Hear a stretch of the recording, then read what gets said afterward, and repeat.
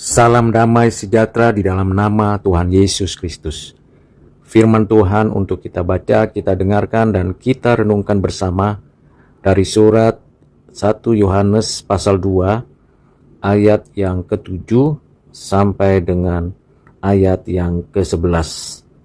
Demikianlah firman Tuhan. Saudara-saudara yang kekasih, bukan perintah baru yang kutuliskan kepada kamu, melainkan perintah lama yang telah ada padamu dari mulanya. Perintah lama itu ialah firman yang telah kamu dengar. Namun perintah baru juga yang kutuliskan kepada kamu, telah ternyata benar di dalam Dia dan di dalam kamu, sebab kegelapan sedang lenyap dan terang yang benar telah bercahaya. Barang siapa berkata bahwa ia berada di dalam terang, tetapi ia membenci saudaranya, ia berada di dalam kegelapan sampai sekarang.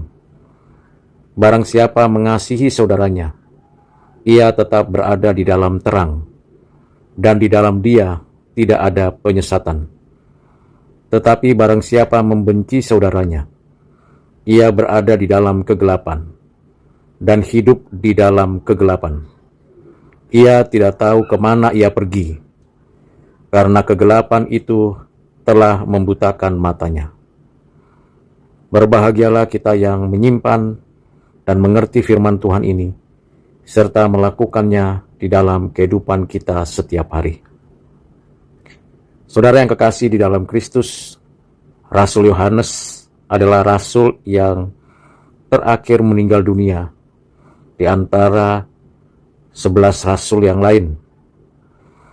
Dan di dalam pelayanannya, baik mengikuti pemuritan yang Tuhan ajarkan kepadanya secara langsung, maupun di dalam penggembalaannya, pelayanannya dari kota demi kota, baik di Yerusalem sampai di kota Efesus, bahkan sampai pembuangan di Pulau Patmos, dan akhirnya Rasul Yohanes sungguh menyatakan kesetiaannya kepada Tuhan sampai usia lanjut.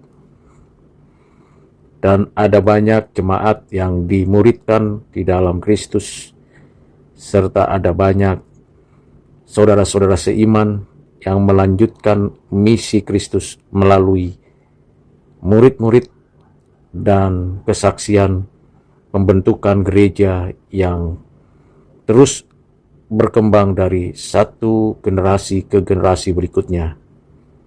Seluruh kesaksiannya menunjukkan kasih dan kesetiaan Tuhan di dalam hidupnya. Di dalam kasih yang dari Tuhan dan kepenuhan kasih itulah Rasul Yohanes mengingatkan orang Kristen sepanjang zaman melalui firman Tuhan yang dituliskan ini, bahwa kita sebagai orang Kristen menaati firman Tuhan yang tidak pernah usang dan tidak pernah berada dalam kondisi yang ditinggalkan. Firman Tuhan bersifat kekal, dahulu, sekarang, dan sampai selamanya. Sewajarnya orang Kristen menaati firman Tuhan, baik yang dulu pernah didengar, diajarkan, maupun yang sekarang masih kita dengar dan kita terima pengajaran dari para hamba Tuhan, dari firman yang tertulis.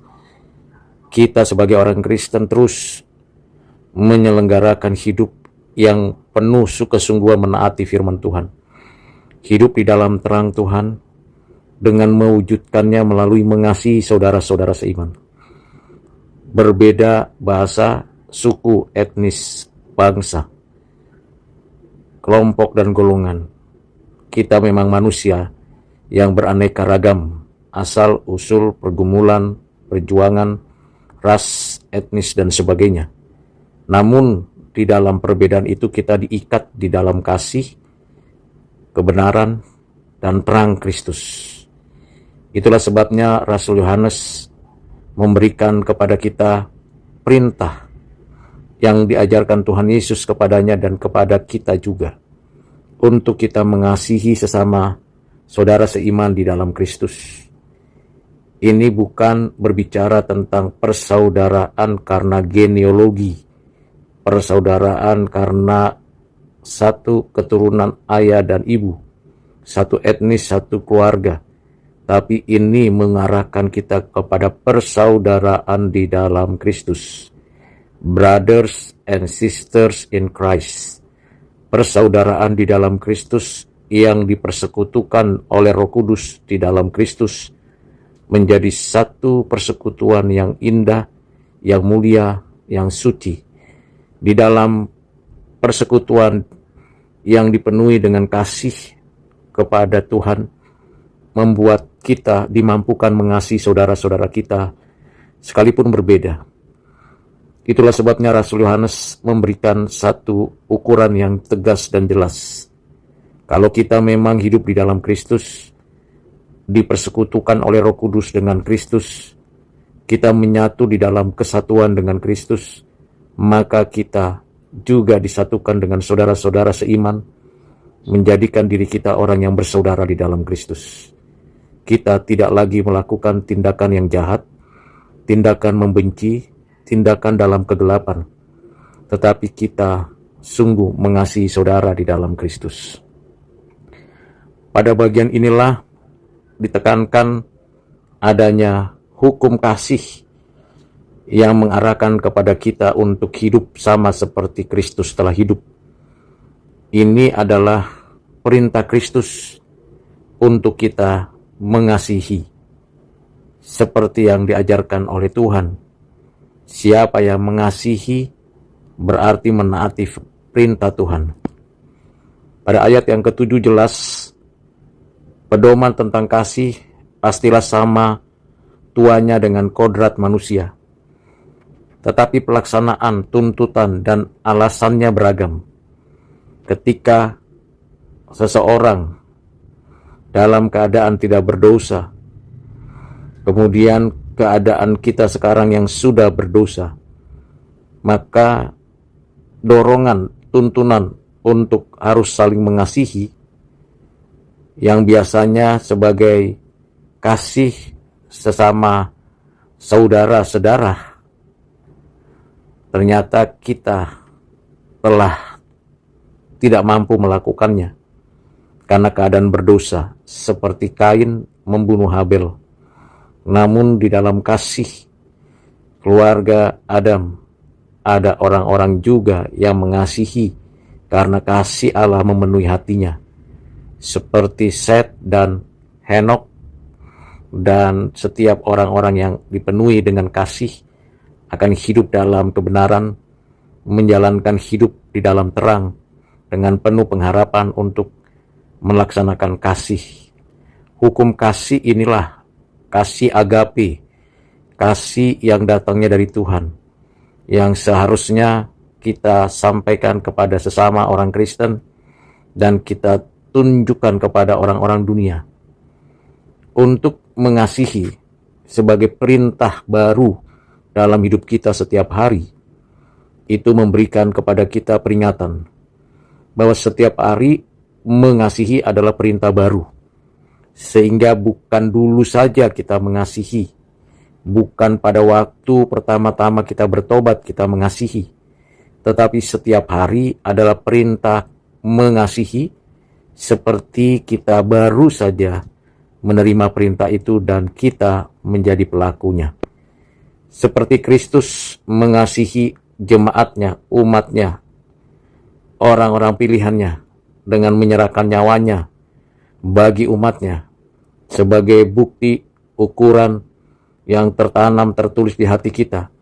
Demikian juga kita mengasihi sesama orang Kristen, sesama orang percaya, dan kita tunjukkan kasih agape itu kepada dunia. Dengan pengertian seperti itu, maka kegelapan yang dulu menghalangi kasih itu diwujudkan. Kegelapan itu sedang lenyap, baik dalam pikiran, baik dalam prasangka, baik dalam ketidaktahuan, baik di dalam hal-hal yang tidak menyenangkan Tuhan. Semuanya kegelapan itu segera lenyap, dan terang dari Allah yang sungguh menyatakan pencerahan itu segera bercahaya di hati, pikiran, dan perbuatan. Saudara yang kekasih di dalam Kristus, terang Injil Kristus membawa hidup kita menjadi hidup yang mencintai kebenaran, melakukan kebenaran di dalam terang Kristus, sehingga kita menyadari bahwa perintah kasih adalah perintah yang selalu baru tiap hari, selalu mengarahkan kita untuk mematikan dosa, meninggalkan kegelapan, melakukan perlawanan terhadap kepalsuan, kemunafikan, dan segala fanatisme. Kita sungguh-sungguh melakukan dan menerapkan kasih di dalam Kristus, sehingga kita menaklukkan diri kepada Tuhan dengan menaati perintahnya. Dengan pernyataan-pernyataan yang sesungguh-sungguhnya itulah kita memiliki prinsip bahwa kita tidak mungkin dan tidak mau melakukan kebencian dengan saudara seiman. Apapun alasannya, apapun kesulitannya, kita tidak boleh ada sikap, niat, keinginan membenci saudara seiman. Karena kalau tidak, berarti kita belum sungguh mengalami hidup di dalam kasih. Kita sungguh harus hidup di dalam kasih Kristus. Kita sungguh mengasihi saudara-saudara di dalam Kristus. Dengan terang Kristus, kita rela berkorban sehingga kita tidak menyesatkan saudara seiman, tidak menjadi batu sandungan bagi saudara seiman, membangun, memperlengkapi. Terang itulah yang tertanam di hati kita, menghasilkan buah roh yang sungguh nyata. Tiap hari kita tidak lagi hidup dalam kegelapan. Kemanapun kita pergi, firman Tuhan menolong kita untuk menjalani hidup yang penuh dengan terang Kristus.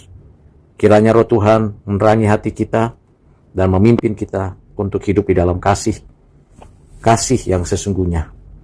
Kita bukan kasih yang pura-pura, kasih yang ingin menguasai, tapi kasih yang ingin memberi, melayani, berkorban untuk menyatakan kebenaran.